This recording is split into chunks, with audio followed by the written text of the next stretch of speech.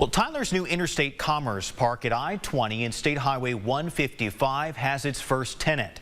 By the end of this year, the company responsible for the YellaWood brand will begin construction on a brand new facility that will bring jobs and money to Tyler and Smith County.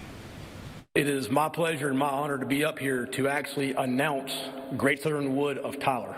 Known for their creative marketing and signature yellow tag, YellaWood is Great Southern Wood's most well-known brand, a product that will soon be made right here in East Texas. Scott Martinez with the TEDC did a great job of helping us see and understand Tyler versus all the alternatives, and it really was a no-brainer at that point of this is where we wanted to be. This is where our future was in East Texas. The company bought 150 acres from the Tyler Economic Development Council the same day the council bought the property for the business park back in January.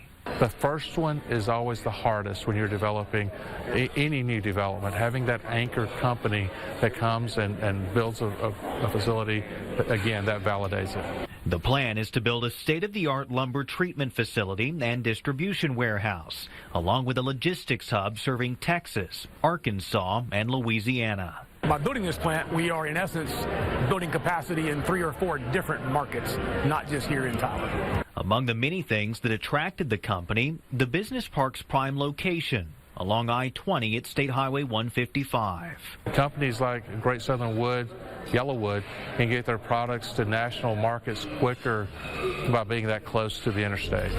The first phase of the project brings a capital investment of over $40 million and will create about 100 jobs, with additional jobs expected in the coming years. We're developing about 50 acres of the 150-acre site coming out of the gate, so we're excited about the opportunities in the future of where this could really grow.